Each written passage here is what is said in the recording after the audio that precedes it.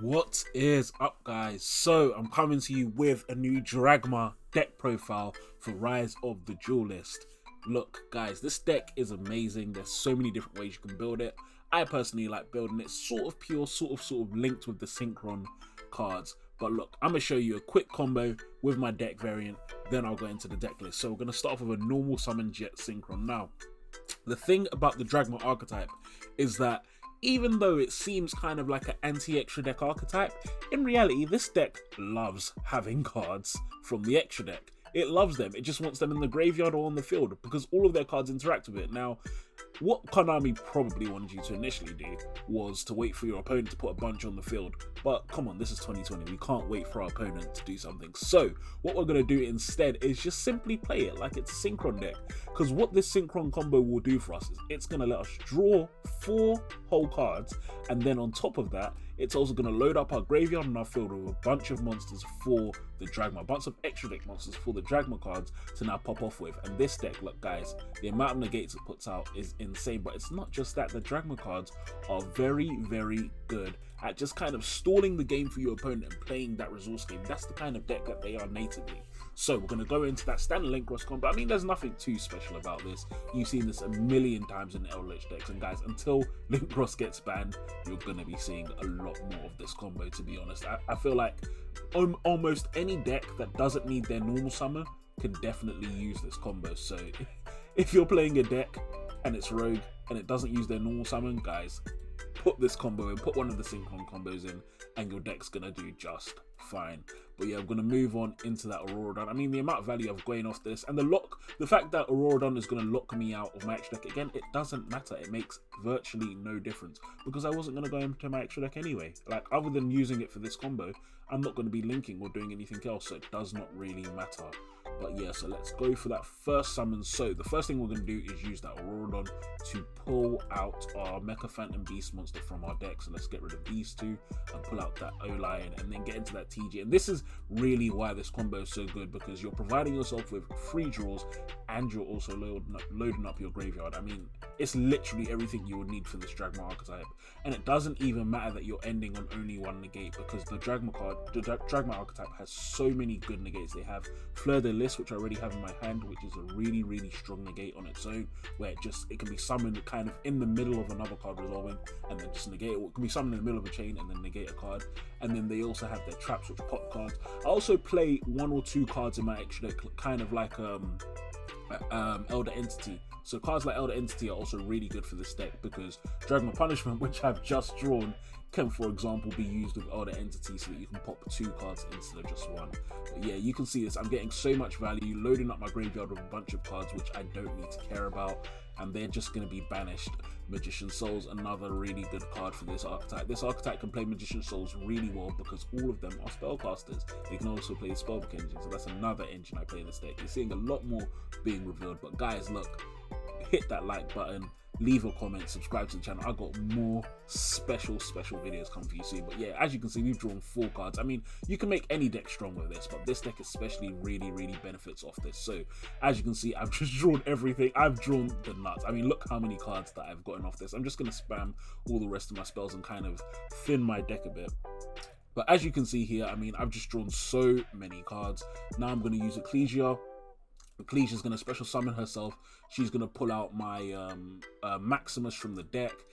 Unfortunately, this is a testing mode, so I can't use Maximus's effect, but it doesn't even matter. I mean, I probably wouldn't use it on the first time anyway, but I'm going to bring out Maximus as well. And the Dragmas also have this really strong effect where if your opponent controls a monster from the extra deck, it can't destroy those Dragma monsters by battle. That's another really strong thing about these Dragma cards, because it means that your opponent can't just rely on running over your monsters with Borrow Sword. If you've got a bunch of Dragma cards in defense position, your opponent's not doing nothing about it. They just got to deal with it. They've just got to deal with that, and it's just really good. And so what I'm actually going to also do is add another Ecclesia to my hand for next turn, so I won't need to worry too much about anything.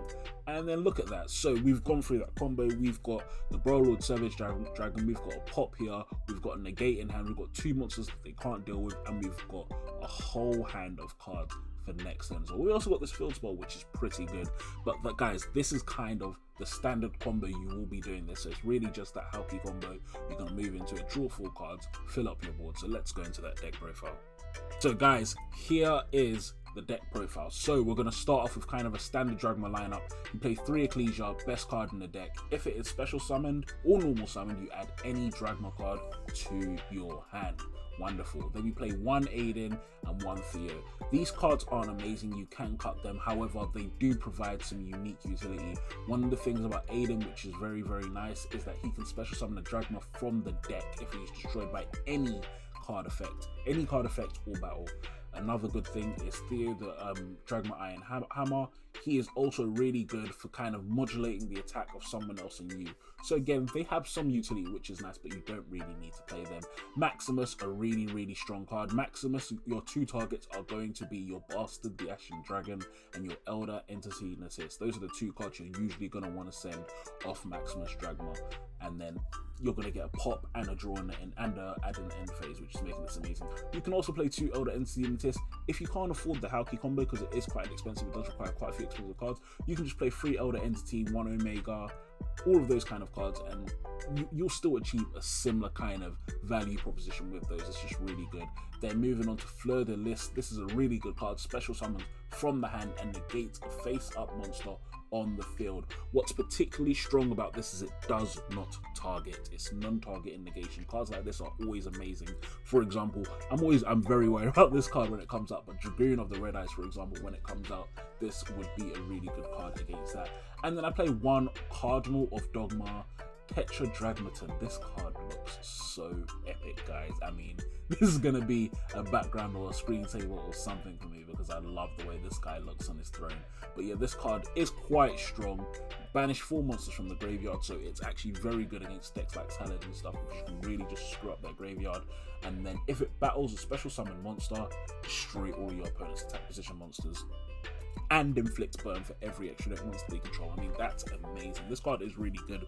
But yeah, you play 1 Cardinal of Dogma, Tetradragmaton. He's just a really good card for the archetype. Then moving on from that, so I play 3 Magician Souls and I play 1 Spell Magician Prophecy as a draw engine. This deck is full of spellcasters, so you don't need a target, and you can just kind of use these cards to kind of turbo through your deck and get yourself into a winning position in the deck. Then moving on from that, we have our Synchron cards. So 3 Jet Synchron, 1 Despot 01, 1 O-Line, and 3 Tuning. So it's kind of all that pack for a Synchro combo. Quite a consistent package. Yes, it's a bit of a problem. The only real brick is if you draw this O-Line. If you draw Despot 01, you're fine. You can still special summon that from hand. If you draw O-Line, you're in not an ideal situation. However, you still can play off that because that's what's great about this combo. Even if I draw the O-Line, all I'm really going to do is still go into my extra deck just so that I can activate my Dragma cards, because that's the real reason why we're doing this combo.